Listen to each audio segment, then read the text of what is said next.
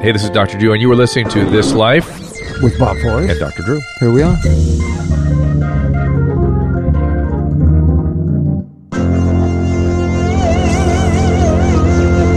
Ladies and gentlemen, boys and girls, as always, gather around that apparatus that you have, that you listen to This Life with Dr. Drew and Bob and Shelly. Yeah, we're joined by Shelly Sprague. Shelly, thank you for joining us. I think she should just be permanent. Thank it's you. fine with me. It's okay.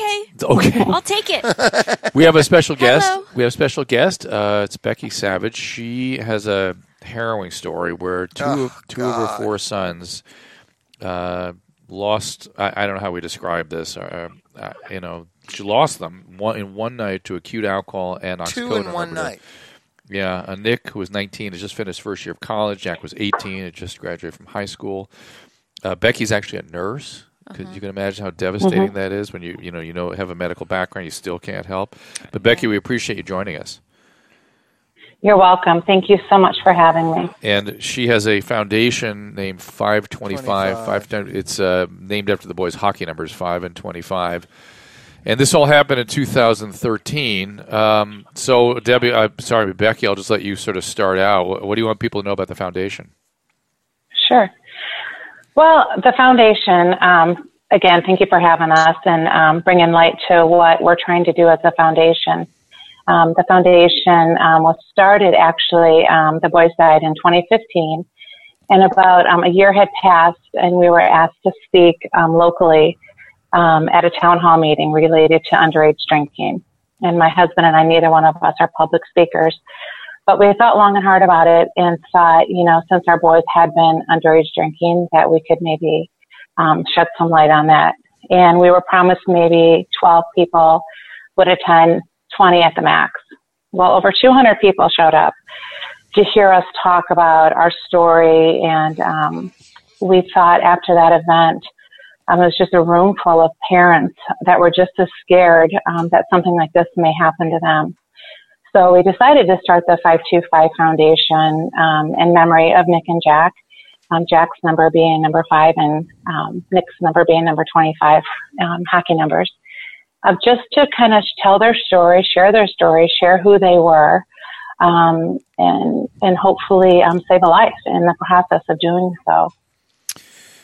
How are immediately, I was excited that she was going to be here. I know the story. Yeah. I was following it when it happened. I'm so sorry. Oh, my God. I can't imagine. And there's so many families that you've touched hearing about this and motivated to help their children get sober because of your story. And I know that may be some solace to you. But I always wonder about the other two boys. How are they doing? How are your other two boys doing? It's day to day, as it is for my husband and I too. I mean, anytime you lose somebody that plays such a big role in your life and a big piece of your heart, it's hard every day. But we've always been a very tight-knit family, and we continue to carry on. I think my husband and I made a choice, after the boys had passed away, that we could either sit and feel sorry for ourselves and be consumed by grief, or we could turn it into something positive and something that we can change and focus on our other two boys. And our other two boys have been involved with our foundation, which I think has been rewarding for them. And it maybe is a healing process, too, to see that we are making a difference in the lives of other people in Nick and Jack. That's what I was hoping, because I can tell you that I deal with thousands of families. Well, that's what I wanted and you have had a positive effect on people that you've never met. Just your story. Thank you. And thank you for saying so. Let's zero in. Is it her courage, her willingness to get back, and what has got people mobilized? Just the awareness of how real it is. Yeah. When it was first broken, that something about them both in the same night had this profound effect on parents. Yeah. Like the unthinkable. Unthinkable 2 times in one night. Mm-hmm. Yeah. And so it woke a lot of parents up to be proactive about their kids' opioid addictions, to not be so naive about their kids, to understand that hockey stars can have drug problems too. I mean, your story being transmitted out to the public, I know it was probably painful for you, but it was so helpful to other parents, and I hope you know that. I appreciate hearing that. And it does help. Nick and Jack, like we said, we're great people, wonderful people. And we're going to make a difference in the lives of others. And I think just by us telling their story, they're still able to continue to do so. So thank you for telling us. Your courage is so profound too. As a parent, I can't imagine what you have been through and what you continue to go through. And I have to say that people respond to the truth. Yeah. And I think that what you're doing is very, very necessary for people to understand the severity and the dangerousness of what our society is portraying as maybe partying or maybe exploring, rite of passage, hanging out. These things are deadly and dangerous, and I think that your courage to bring that into the forefront of people's minds with children, I think is so brilliant and I know so hard fought, and I'm very sorry for your loss and your losses. Let's talk a little bit about the bigger the bigger problem here of sort of hopelessness and lack of meaning and what we do with this generation that her son's representative. Everything I read about her kids, they're high achievers, athletes, which you're seeing all across the United States, especially across the Rust Belt where there is that opiate epidemic.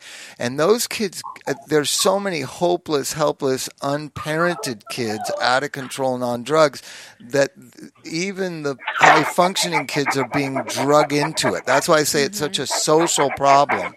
You understand? Yeah. And these kids. But what is it? Is my something... son Elijah pointed out to me when he was 16. He goes, "Dad, when you were a kid, it was just musicians and bad kids and juvenile delinquents on drugs. Dad, the quarterback of the football team is on drugs. Yeah. The head of the student council is on drugs. Right. You need to understand that." And he told me that 20 years ago, and I was like, don't talk to me like that. That's not true. That's not true. And it was true. It was the beginnings of what was to come of all kids are taking drugs. All kids. So what is going on? What can we zero in on any sort of something here that's missing or that these it's obviously not parenting because it's all different kinds of parenting. Right. And to blame I think it's exposure, number one. Let's just be really clear. Blaming parents just creates another victim. You know what I mean? Right. Well, there's always been this mentality, and it still exists now to this day. The good-raised kids' parents don't want the good-raised kids' parents to hang out with the bad-raised kids' parents, right? Yeah. The parents are absent. Listen, I hung out with the Bales kids. They didn't have a mom. The mom was gone. The dad was working all the time. They didn't contaminate me with juvenile delinquency. You know what I mean? You contaminated them. There's that. But I'm talking about that divisiveness that is in our society, I think, even more now. But can we begin to sort of... It's so hard for us from our perspective. You lived through it. You had your kids hanging out with kids you weren't so crazy about them hanging out with. No, I understand. And you talk with them about it. I do, but I'm wondering what it is about the world they see that is so unpleasant. I think her sons were experimenting. No, of I course. think the one was following the other, and the other was experimenting. But you had to have that whole big swath of their community that had opiates in it, that had hopelessness in it. Exactly. And so what is there? Is that, and that is a symptom of what would we call that? You don't want to blame parenting. It's bad parenting. Well, I'm not going to blame Becky. Not her. I'm talking about just there's a new playground in New York City where parents aren't allowed. Have you heard about this? Saw it today. It's awesome. Yeah.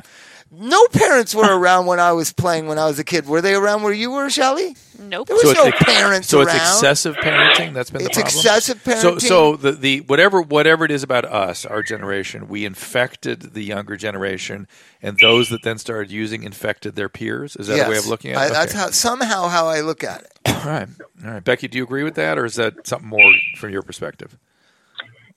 I don't know if what I think on. I think. How did your kids get involved with drugs? Do you know how? I mean, is that too? From what my understanding, and I could be a naive parent. I mean, they've never been in trouble before for drinking or for drugs, and we had never had suspicion that they were. And I would like to think that, we were a hyper vigilant parent. I stayed at home while my husband went up to the lake to go fishing with our other two kids. We were involved. I made them check in with me when they came home. Different things like that. I think that they probably just fell to, peer pressure. And when I talk to parents and I talk to kids, I tell them, have an exit plan. Because I think, if we're fooling ourselves if we think our kids aren't going to be exposed to stuff, and if they don't have a plan on how they're going to get out of it, it's going to be easier just to go along with it. So in other words, how to deal with the peer pressure, a strategy for. I think, and I think a lot of the kids I talk to, it's very immense. I think we forget how hard it is for kids to go against that grain of peer pressure. And for some reason, the kids that I talk to, I've talked to, thousands of kids across the country. And who are their role models? Who inspires them? This is the stuff Bob and I talk a lot about, Shelly. I don't know if you think about this, but, what do they look at as sort of inspirational? Well, these kids sound like they were, they were on the right track, hockey players and they were, they were involved and the family was involved. But I'm talking about, why is the saturation of opioids in the households that are around with no education and no knowledge of how dangerous these things are mixed with alcohol? That's my question. And, to be honest, being a nurse and being in the medical field, the healthcare field for, this is 25 years for me, I never had that conversation with my kids about prescription medications and don't take them if they're not prescribed to you. And, certainly not with alcohol. Yes. 3 years ago, we had not ever heard about that in our community. We were naive to that as well. Right. Now, we're screaming that at the top of our lungs, and it seems like everybody in our community is becoming more aware of that. Right. And they are cleaning out their cabinets. We're doing pill pickups and pill drops and things like that. Good. That's exactly But when I go to other smaller communities, in other cities, they're still naive. They're like, wait, what? Kids are taking medications out of people's medicine cabinets? Yes. Where are you? Where are you guys? Where are you guys? What city are you in? We live in South Bend, Indiana. Okay. Near Notre Dame. Yeah, it's a metropolitan area. But that's a huge part of the opioid beltway. Well, Indiana, Ohio, I went to a methadone clinic in Gary, Indiana, one time. Gary's very different. Gary's a tough working class town. It's a little different. That's where Joe Jackson came from, right? But I guess they don't expect it in South Bend, but they expect it in Gary. That's sort of true. Okay, right? Yeah, that's sort of true. At least historically. But I do believe the difference that us as parents need to understand is when I was in my teens and early 20s.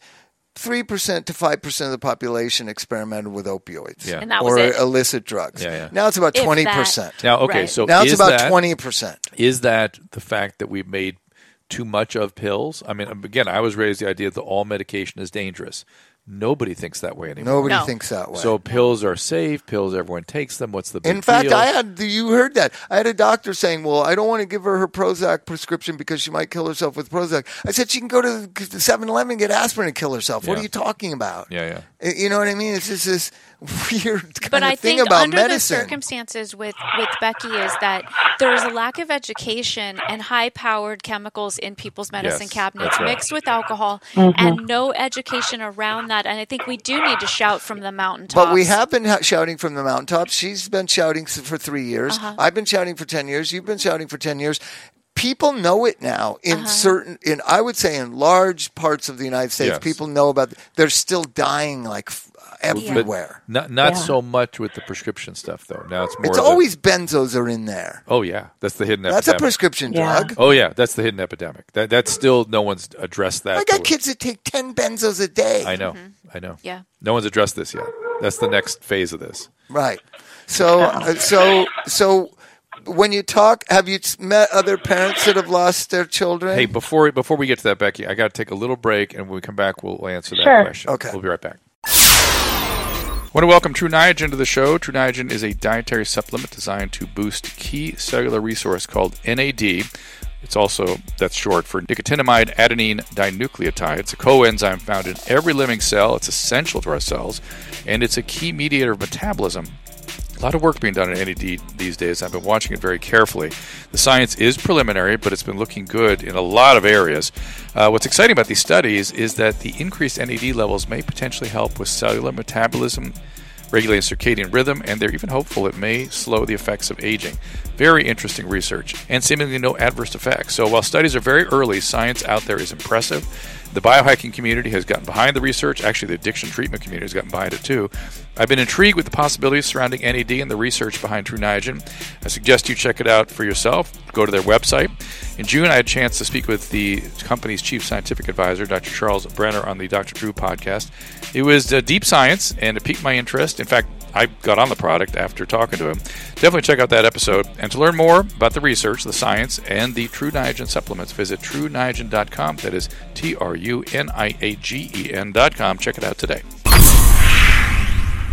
We are right back. Of course, we're with Becky Savage. The story is like too painful to repeat. Becky is very kind and has set up the 525 I don't know if we've said it Foundation. because it's so hard to say. Yeah.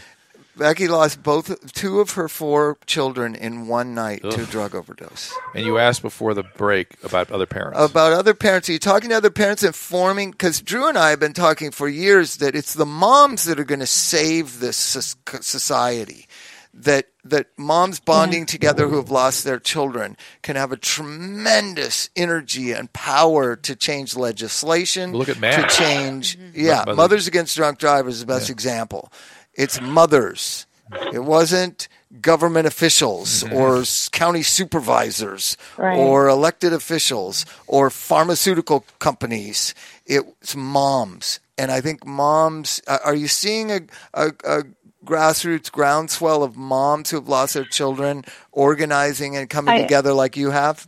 Yeah, actually, a lot of the moms, there's like the PTOs or groups from the schools that have really reached out to me, and then they are the driving force behind getting the schools to get me to come to their schools to talk as an assembly. So it is the moms that have heard the story and are, trying to get me infiltrated into their schools. But I tell you, I was an ambassador for Walgreens, and they had me speak at their Chicago event with We Day and in Seattle. And the energy with 20,000 students in Seattle sitting there and listening and hearing the boy's story, and it was completely silent. But the vibe in that room, I said, if we can get these kids to go with a message and to feel confident, these are the kids are who's going to change the next generation in our future. I mean, the energy was just so, overwhelming. Those kids are really where we need to hit and where we need to get them on board. In fact, our board has just opened up a new spot, and we have a community advisory meeting with students that have reached out, like wanting to help. And, I want to hear from them. What do you think we should be doing next? What are you seeing out there? What are better ways to affect, kids, of your age? And we're trying to really involve the kids in the next steps and the next decisions that we make as a foundation. Yeah, I think prevention. So moms, yes. Kids as well. Yeah, prevention in the schools. We need to demand education and prevention in the schools in junior highs. We need to get them in junior highs. Are we though missing a piece of this? The hope part. Yeah, by focusing too much on the drugs. I mean, that's of course the education is necessary. The culture's got to shift. Medicines have to be seen as dangerous. Yeah, medicines have to be not in everybody's cabinet. I just think that let's just talk about parenting for a second, because it's my favorite subject. At about 11 or 12 or 13, that's a time where you're going to the park on your bike by yourself, and you're now responsible for you. We've told you the fundamentals now for 10 years. There's none of that going on. So kids are not learning that they are their own autonomous decision makers responsible for themselves. That there's not that handoff from child to young adult. Well, that's what this place thing was all about. Yes. Right? Yeah. It looked, and it looked scary to me. Did you watch the video? No, they got saws and hammers and nails. Yeah. No parents allowed in the playground. It's in New York City, a new playground. Yeah, and it looked great to me. Yeah, yeah. But that getting the kids to realize they are the ones who. It was interesting. The parents were even learning about their kids by watching them. This one woman was like, I don't understand why he's so preoccupied with that hammer. He seems to like the hammer so much. I thought, yeah, he's a boy. But so, it is true that opioid use in the next generation is down, right? So they've learned the lesson of their brothers and uncles and whatever, and sisters and aunts. But marijuana use is astronomically high. Yeah. Benzodiazepine use has stayed as steady as it always is.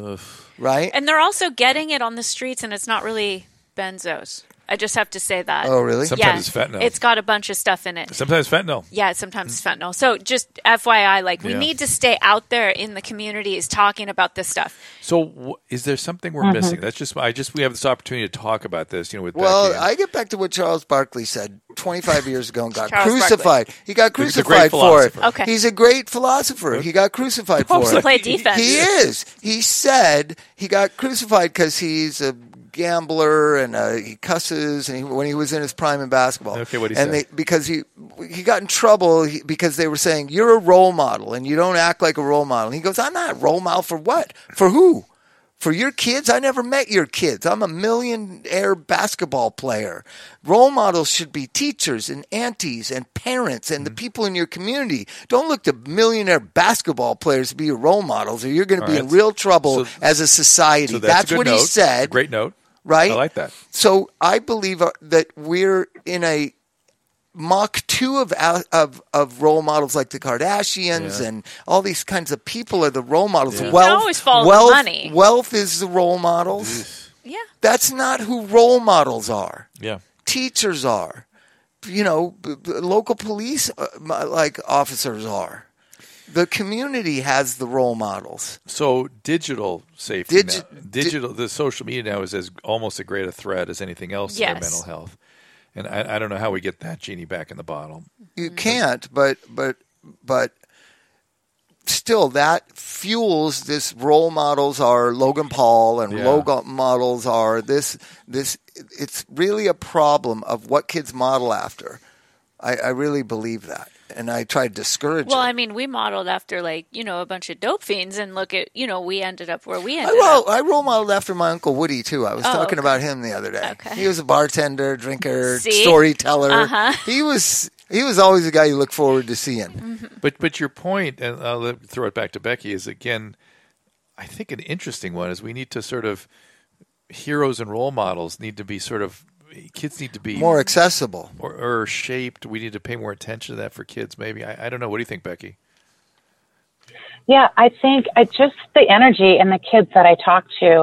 Like I said at the We Day event, but then in the schools when I go and talk to them, I always have a handful of kids that come up afterwards and say, I'm so sorry, and they give me a hug and whatnot. But then what can we do? I always get that question from them. What can we do? Who do they look up to? The quickest response is, go home and have your parents clean out their medicine cabinets. Yeah, that's the first thing that you can do in an immediate fix today, right. And it's a simple thing. When you're done using them, dispose of them properly. If we can get that change in mentality for people instead of keeping them up in their cupboards, and storing them for however many years, they're not going to end up in a kid's pocket at a graduation party, passed out to a group of people. So just little things, but I think the kids want to do something, they just don't know what to do. A lot of I'm just thinking about I'm going back to my days. A lot of alcohol and pot use back in the day was to fit in, to be cool, and to deal with social anxiety. Social anxiety, sure. I mean, but I have a 17-and-a-half-year-old, and she obviously knows that off limits drugs, off limits alcohol, off limits. Now, she's not off limits to go to these parties. She's just off limits to utilize those substances. And how come you were able to get that through to her and another mom might not have gotten it through? Well, I think because she obviously has since birth been around people who have had their ups and downs with substances. She's been to funeral. She knows that Did you have people specific die. Conversations with her about it? Very specific conversations. What did you say? Have them now. What did you say? That there is no place for substances in teenage life, and that if you want to go and hang out with your friends, that's great. But you have to know when to leave, like Becky was saying, like an exit strategy. She always has an exit strategy. That's cool. She always knows that she can phone me or she can call an Uber. She has that autonomy to do that. And my daughter isn't one that's going to mince words. She's going to say, like, oh, I don't really like when you're on that substance. Oh, that's good. I don't really like hanging out with you when you're drunk because you seem kind of dumb. Or I don't really like a bunch of stoned people on pot because they're really boring. And so she's able to sort of articulate that at 17 and a half. And she's lost a lot of friends to alcohol, just not being close to her anymore. And, I tell her, it's like, it's okay, they'll come back around. Bob, what are you going to tell your kids as they hit 15, 16? That what are you going to tell them? way before that. I What do think you at 8, 9, 10, 11. Well, here we are. Elijah knew at 8, 9, 10, 11. Mm-hmm. That what? What do you tell them? That, I just told Elijah, the chances that you have a genetic predisposition to become a homeless heroin addict is high. I didn't tell him it was only 50-50. I told him it was way high. Right? Almost absolute. Almost absolute. Certainly. Right. Certainly. But I can't stop you because it's going to be up to you at a certain time. And then we just pounded him into his head. One time I took him to an intervention of John F. Okay, so both of us. He saw it at 12 years old. Yeah. He saw addiction full-blown insanity. But all three of us probably exposed our kids to drug addicts and drug addiction. So we did that. We all three did that, number one. I'm interested that Bob is holding back on being the man. He's not quite willing to be the man when it comes to laying down the law on the drug addict stuff. No, I said the same thing. Listen, people are going to take drugs. And if you're going to take drugs, given all that you know about what could happen to you, I can't stop you from that decision. But understand, and he had been to Cry Help when I was in Cry Help. I said, you're going to end up in Cry Help. But you stopped short of one thing. What? And I bet you stopped short of saying, if you do it, it's on you. All the consequences are going to be, including when I call the cops and have you put away. Nobody does that, Drew. You keep saying that. No one has ever called the police on their children. I would have done it. I know you say you would have, but you didn't have to. Well, because I said it, and I meant it. What about breaking the therapeutic bond? I just simply said, Alliance. to them, I said, look, do I allow any illegal activities? Is there anything illegal that I let you do? Please, because if I do, and I just want you to know, if you break laws, it's on you. You had kids that are yours. My kid said, you run red lights with me in the car all the time. Modeling is Shelly really was his therapist later in life. Modeling is crucial. We know that modeling, I know that my daughter is done listening to my words, and she's watching how I behave. And she's been watching how I behave. Yeah. And I have been very open with her and others, obviously, about my history and our family history of substance use and abuse. And I can trace back almost everything that's happened negative in our family history to some sort of substance. And I'm not shy about discussing that. Yeah. At a very early age, I think. Which is good. Yeah. At a very early age. I think it's so important that parents talk to their kids. I think you guys all have brought up that, just talking to your kids. There's so many parents that haven't talked with their kids about it because they're afraid to bring it up. Yeah. They don't know how to talk about it, what to do about it. And then, they don't know how they'll answer questions. And I would argue a big part of I'll let you answer that in a second, Becky, but a big part of the fear is they're fearful of being a parent, of going, I'm not going to allow that. They're fearful it might harm my relationship with them. And that is the single biggest mistake I ever see parents make is fear of somehow unraveling the relationship. Well, you're still a dad for being a dad. You still get a lot of flack from the kids. From the kids, yes. But that's the hard part. Yes, is that's that the you're job. Unpopular. Too bad. I'm very unpopular. That's the job. I know. Well, with Elijah, I said, we've had the discussions of sex and drugs and alcohol and things like that with our kids. but never prescription drugs. That wasn't something, in our area, like I said. Right. And they may not even be aware it's illegal. It might seem like a legal move to them, like but completely. they may not have even known what they were doing Yeah. at all. Yeah. I believe No, they and a weren't. lot of kids that I talk They to, didn't. they don't understand why prescription drugs are dangerous because they're prescribed by a physician. Oh my God! It needs to be in And science that's class. a whole nother conversation. Ugh. I tell them they are safe if they're prescribed to you by your physician. Taken and you exactly take them as the I way don't prescribed. think that they they're were even safe in that prescribed. context. Yeah, we see too many unsafe prescribing Well, I practices. see too many kids with broken arms and broken legs and regular childhood injuries being prescribed opioids. Crap loads And of a them. lot of them. And that, I think, in my estimation, a lot of my clients ended up on opioids due to an injury, and then did mix alcohol with them or mix cannabis with them, and then did have that sensation, right? And then sought those drugs out in their future, and I've seen a ton of that, in my experience. Yeah, so think about it. The orthopedist or the general practitioner continues the broken arm. The kid comes back 2 weeks later. I want a refill. Oh, here's 30 more. It's 30 What's more. the most here's I got one idea about why it became such an epidemic. What's the hardest time in a young adult's life? 13, 14, 15, 16, 17. Yeah. What's the Adolescence. greatest feeling on earth? Opioid intoxication. If you're an so addict, at a time, dude. no, for anybody. I hate them. A lot of people I hate them. them. A lot of people do. I literally, I hate how I feel on them so much. You'll avoid it. One time I avoided it when I was having surgical pain. I became suicidal. The pain was so bad. bad. And I thought, I better take this stuff. I know it's not that bad, but I that's think the you're an biological outlier. difference. You're a rare. That because I do believe that a lot of kids have gotten caught up in the addiction epidemic who are not don't have that all the fundamentals. Right? You're right, but they at least have to feel good. They like at least, it. Yeah, they at least have to like it. When you're 14 or 15 and you're given oxycodone because you broke your arm playing football, you're gonna like it. It's gonna put away your social anxieties and all those things. That's the piece. And that's what happened to all this. But I'm arguing that we maybe want to really deal with their social anxiety in some more proactive way. We have to start in elementary school. I went to my daughter's junior high and I talked to the kids and they're anxious. Yeah. They're anxious. What are they anxious about? They're anxious about their future. That's weird. We're making them anxious. They're anxious. The press is making them crazy. They're depressed. They're anxious, and they're 11 and 12. They're worried. They're very worried, chronic worried. I mean, I feel like it's worse now. You and I have been talking about this for a year. No, it is worse. With my daughter and her friends, it is worse. They're so concerned about college right now, they can hardly even have a good summer. College is useless at this point. Oh my gosh! What the hell are you talking about? What do you mean? What am I talking about? I'm going to let Becky go before we go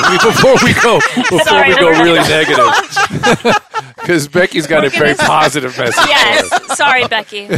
We almost got derailed. So we're gonna derail, and I'm gonna talk to Bob a little bit about his politics because it's an evolving process. But 525foundation.org is where people should go, and tell us again, Becky, what we'll find there. You'll find our story, kind of how we got into this, doing what we're doing, and just a little bit about upcoming events. We have a tab. We'll put some educational things on there. And just if you'd like to follow us, they can follow us on Facebook, on Twitter. I'm trying to get crafty with my IT stuff because I know that's what the kids are following and paying attention to. So. Yes, absolutely. All right, Becky, Susan, I'm going to say farewell to Becky, and we appreciate it. And listen, if you need anything from us, count on us, yeah, okay? Thank you so much for your courage and grace. You're welcome. It was Please, great. really. An honor to talk to you. Thank you so much. Likewise. All right, Becky. Thank Susan? you for the opportunity. All right, bye. Bye-bye. Bye-bye. Okay, so I'm worried about politics, and I'm wondering where your head's at now, because you and I have been just No, I was just talking about college. College. I'm worried about that these kids are anxious now because of the craziness in the press, the craziness they're and worried. the rhetoric, and it's just really bothering me. You know what most children describe to me is worry about the planet. I think there's a lot of hysteria about we're all going to be underwater 50 years from now. Well, we grew up with the hysteria about nuclear war. Nuclear war, right? Yeah, that was over our heads constantly, and it was real. Did that nuclear war fear and going under the desks that I did when I was a kid, we all did when we were kids, did that lead to anxiety and addiction in a certain sensitive part of the population? I think it did. It might have. What's curious about our generation is why did we start looking up to super antisocial drug addicts? That became the role model for everybody. And it makes me wonder if we suddenly elevated somebody. Hip hop's great. They don't, but they we don't elevate them. people. They elevate them and tear them down. They elevate them and tear them down. Elevate them and tear them down within a month or a week or a year. So that's fascinating. Right. So who are they bringing up? Who do they elevate? Kanye West, and then tear him down. He's an idiot. Kanye West, build him up. And a lot of this he's stuff we're talking about is white kids. Yeah. Which is not it's not all the country anymore. It's like what percentage is that? Well, here's an interesting statistic. It's not happening in other 67% of Pennsylvanians are white. Yeah.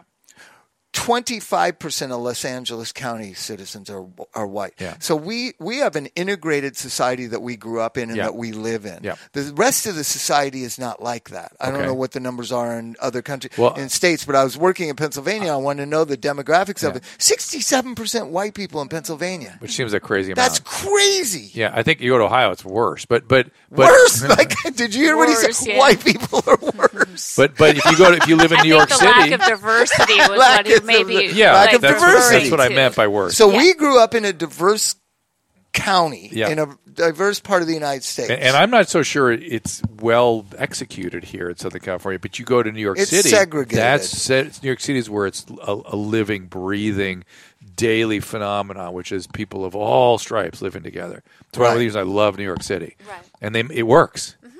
So we can make it work. We know we can make it work. Why does it work there?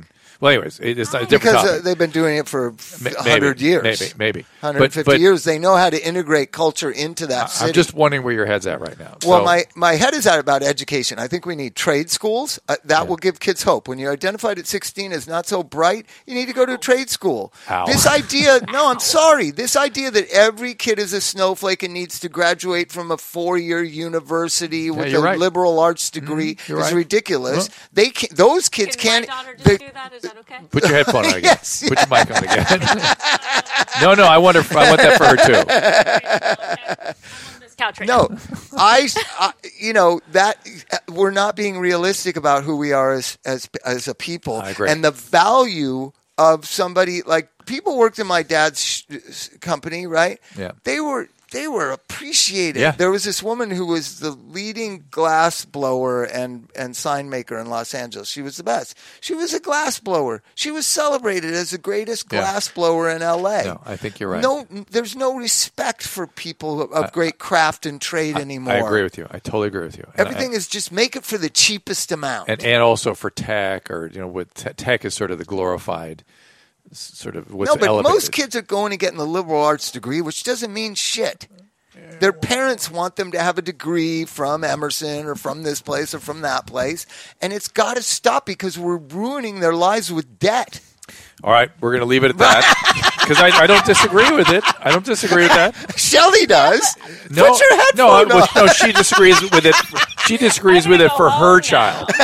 She disagrees with it for her child, and that's fine. I disagree with it for my kids too. Let me tell you something. My but son, if my kids had been struggling academically in some meaningful way, that's what I'm saying. Yeah. Trade schools. Yeah. What is wrong with that? To identify your strengths rather than make you have to have strengths you don't have. Listen, I would definitely. We can't hear you. We're actually still recording. Believe it or not. Say this is making her feel comfortable because she got a kid going to college in 6 months. I definitely would say if she was struggling that I would move towards something more, trade oriented or whatever she was passionate about. Skills, right? Yeah. But she is an academic and she does have the challenge, so don't worry and she about can it. face that. It works for her. And I want her to be able to experience education because it's just something I didn't experience. Is really I'm intense a big advocate. Education. I'm an advocate for education. I think the colleges are getting dumped on by parents who don't parent their children. And they want the colleges to make them grow up. There's some of that. There's a lot of that. All right. That's not what I'm doing. We're going to leave it. We got to get going. Thank you to Becky. Thank you to you guys. It was amazing to talk to that woman, by the way. I know. We'll see you next time. Yeah.